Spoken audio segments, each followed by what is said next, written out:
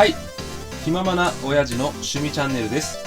このチャンネルでは北海道の北部の情報を中心に紹介していこうと思っております。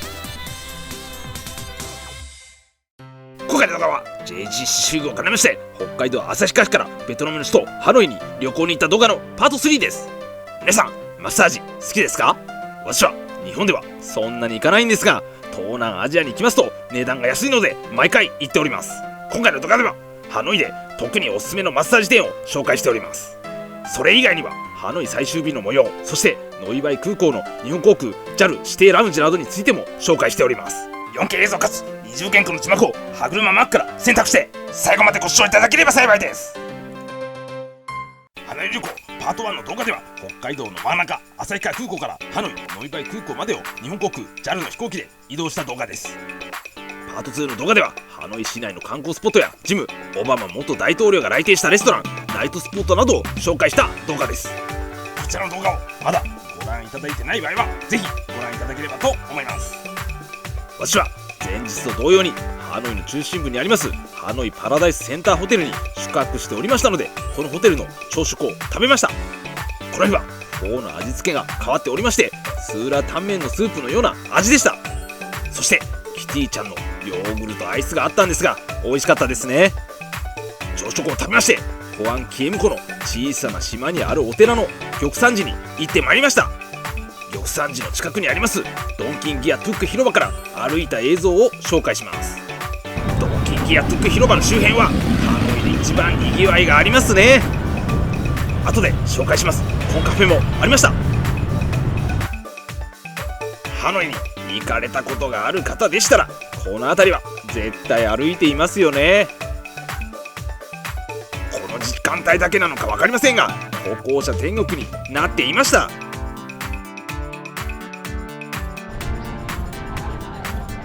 私はホアンキエム湖のほとりを歩きました。こちらにはベンチがあったりしてハノイの人々の憩いの場になっているんじゃないかなと感じました。ドンキンギアトゥック広場から5分ぐらい歩きましたら玉山寺の入り口に到着しました。こちらの入場料は大人3万ドン、日本円で約180円です。私はチケットを買って玉山寺に行ってみました。こちらの赤色の橋で記念写真を撮っている方が結構いましたね。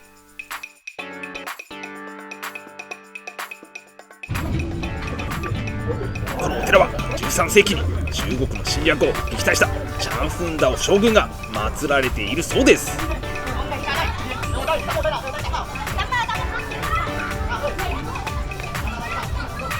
の中には1968年にホアンキエム湖で捕獲されました亀の剥製が展示されていました。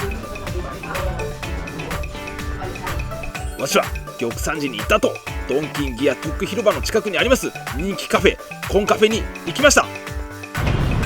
建物は3階建てで緑色のレトロな建物でしたね。スタッフの方の制服も軍服をイメージしたような緑でした。こちらではコーヒーや T シャツなども売っておりました。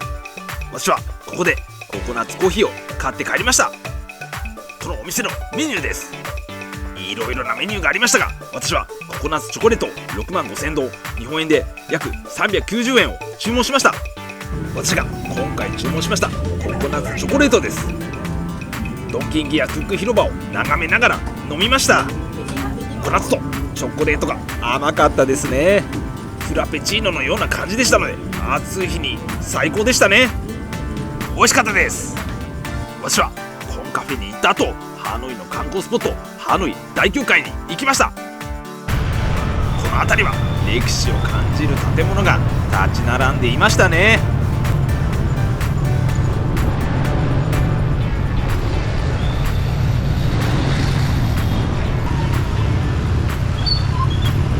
すごく道が混んでおりましたがしばらくバイクに乗っておりましたらハノイ大教会に到着できました。先ほど言ったコンカフェもありましたね。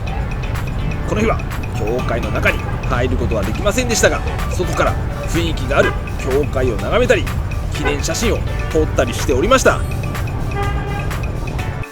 ベトナムに来たらやっぱりフォーが食べたかったので、ハノイの人気店の一つでありますフォー店に行きました。フォー店の場所はハノイ大教会から200メートルぐらいしか離れていませんでしたので、歩いて行きました。しばらく歩きましたが、ハノイ大教会から5分もかからずに到着することができました。お店の中の様子です。私が来店した時は午後3時ぐらいでしたが、結構混んでおりました。さすが人気店ですね。このお店のメニューです。黄色の枠の僧帽体と呼ばれます半生牛肉のせフォー6万5000丼、日本円で約390円を注文しました。スープは塩味であっさりしていたんですが、深みがあって美味しかったです。半生の牛肉はローストビーフみたいな感じで美味しかったですね。やっぱり最後はライムをたくさん入れて食べました。何回食べてもフォーは最高ですね。美味しかったです。私はフォーを食べた後、安くて日本人に人気があるマッサージ店バンスワンフットマッサージに行きました。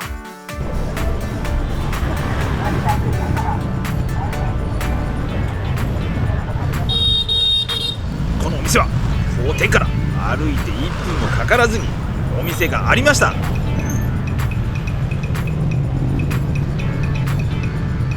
このお店のメニューです。私は70分のフットマッサージを受けました。料金がチップ込みで28万ドン、日本円で約1680円でした。安かったですね。今映っておりますのは足のマッサージですが、その他にも肩や背中、腕などもマッサージしていただきました。このお店は本当におすすめのマッサージ店だと思います。気持ちよかったですね。この日の深夜便に搭乗するため、一旦ホテルに戻りまして、シャワーを浴びて帰る準備をしました。ハノイパラダイスセンターホテルがありますハノイの中心部からノイバイ空港までの距離は約26キロ。配車アプリのグラブを利用して料金が31万6000ドン、日本円で約1900円でした。ちなみにノイバイ空港からホテルまでは39万3000ドン、日本円で約2360円でしたので、帰りの方が少し安かったですね。飛行機の出発時間が午後11時55分でしたので、午後9時前には到着できればと思い、午後8時前にホテルを出発しました。ハノイの車にもドライブレコーダーがついておりましたね。あれだけバイクがいたら絶対接触すると思いますので、あると安心だと思いました。ハノイパラダイスセンターホテルを出発しまして、1時間かからずにノイバイ空港に到着しました。ノイバイ空港国際線出発口には人がかなりいましたね。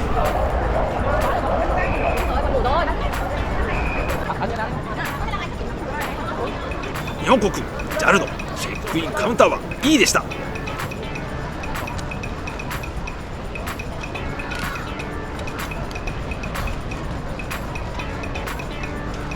私はファーストクラスチェックインカウンターでチェックインをしました。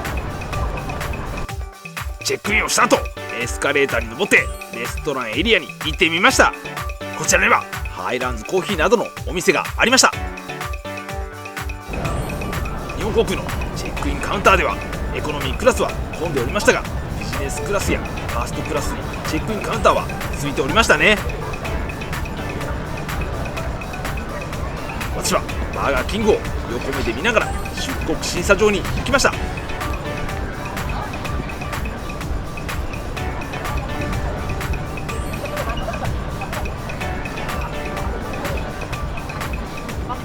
こちらはノイバイ空港ターミナル2のラウンジマップです。日本航空 JAL 全日空 ANA 指定ラウンジの2やビジネスラウンジ、そして日本航空 JAL 指定ラウンジでプライオリティパスでも利用することができるソンホンラウンジがありました。それ以外にベトナム航空のラウンジもありました。私はこちらのラウンジチケットを JAL チェックインカウンターでいただきました。先ほど紹介しました2カ所のラウンジの中から1箇所を選んで利用することができます。ですので両方のラウンジを利用することができません。私は荷物チェックをした後、今回利用しませんでしたソンホンラウンジに行ってみました。こちらのラウンジは日本航空以外にもエバー航空、キャンセイパシフィック航空、マレーシア航空などの指定ラウンジになっていました。先ほど紹介しましたが、このラウンジはプライオリティパスで利用することができるんです。プライオリティパスにつきましては以前も紹介しておりますが、世界1300カ所以上のラウンジに入ることができるカードです。年会費はご覧の通りです。楽天プレミアムカードを作成すれば年会費1万1000円でプライオリティパスを手に入れることができます。プライオリティパスがあれば羽田空港や成田空港の ANA ラウンジやスワンナプーム空港のオマン航空のラウンジなども利用することができるんです。今回私はプライオリティパスを家に置き忘れてしまいましたので入ることができませんでした。こちらは過去に利用した様子の写真です。このラウンジでもゆっくり搭乗まで過ごすことができると思います。私はソンホンラウンジを見に行った後、ニアビジネスクラスラウンジに行きました。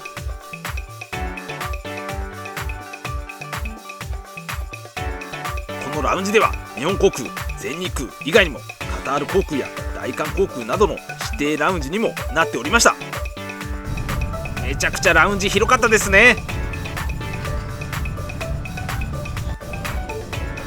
料理を移してみました。いろいろな料理がありましたね。ドリンクもたくさんありましたし、フォーもありました。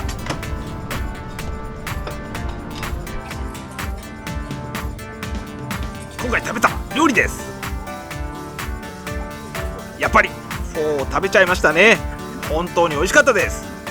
それ以外に巻き寿司やパスタ、フルーツを食べながらハノイのビールバーバーバーを飲みました。最高でした。ラウンジに行った後、35番搭乗口に向かいました。途中お土産店などで買い物をしました。この日試用機到着の影響で搭乗開始時刻が30分遅れておりました。はい、ベトナムノイバイ空港0時25分発東京成田空港行き日本航空 JAL752 便搭乗開始します。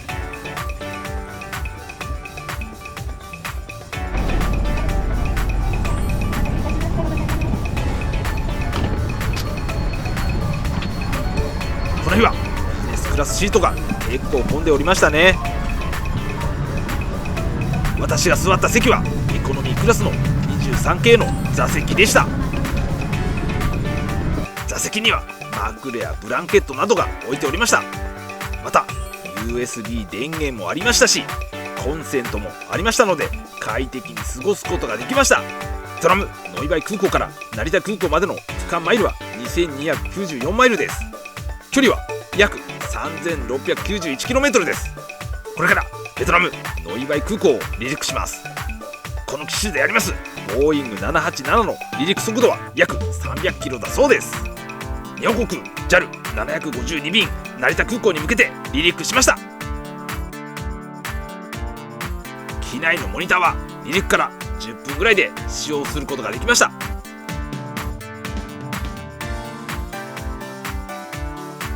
この場所から成田空港までは約4時間でした。残り約 1600km 韓国チェジュ島上空付近で機内食が出てきました。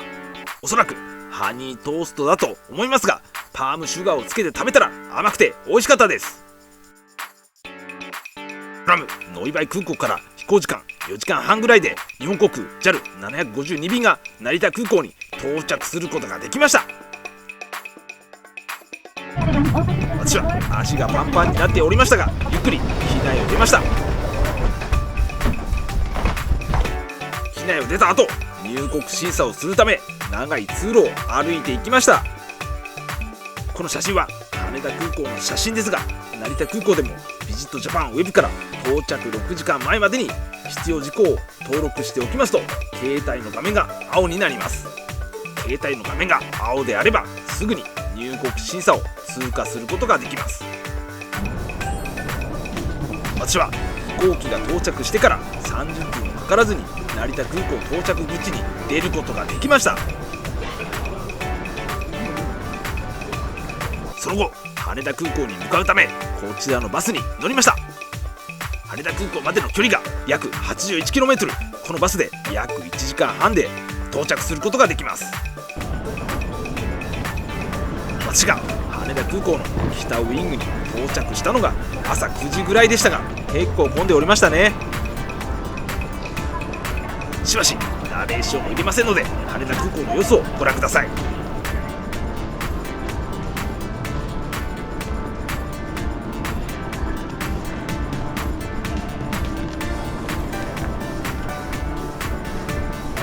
私は旭川に向かう飛行機が昼過ぎでしたので JAL ファーストクラスのカウンターでスーツケースを預けました。はい、羽田空港13時40分発旭川空港行き日本航空 JAL555 便搭乗開始します。これから羽田空港を離陸します。徐々に加速していきます。この機種であるボーイング767の離陸速度は約 260km だそうです。日本航空 JAL555 便北海道の真ん中旭川空港に向けて離陸しました。この日の東京は快晴でしたので素晴らしい景色でしたね。おじさん何十年も行っていない東京ディズニーリゾートもバッチリ見えました。以前登場しましたボーイング737のモニター映像です。東京羽田空港から北海道の真ん中旭川空港までの飛行時間は約1時間20分です。空港から旭川空港までの区間マイルは576マイル、距離は約 927km です。機内ではほとんど寝ておりましたが、あっという間に北海道の真ん中旭川空港に着陸しました。私はクラス J 席の後に機内を出ました。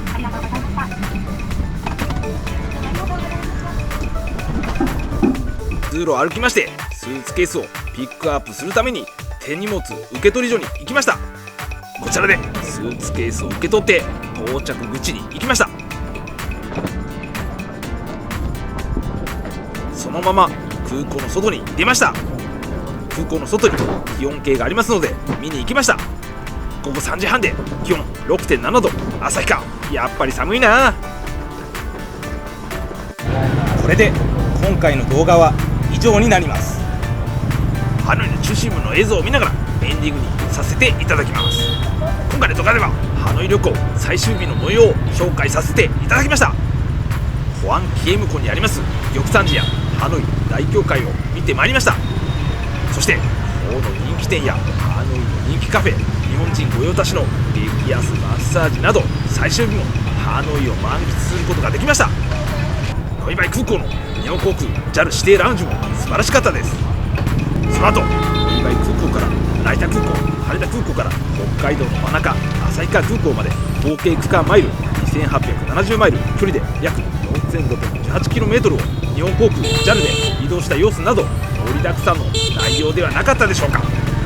今後も旅行に行った際にはこのような動画を作成しようと思っておりますので、もし作成した際にはそちらの動画もぜひご覧いただければ嬉しいです。今後も北海道の北部の情報を中心に紹介してまいりますので、チャンネル登録よろしくお願いいたします。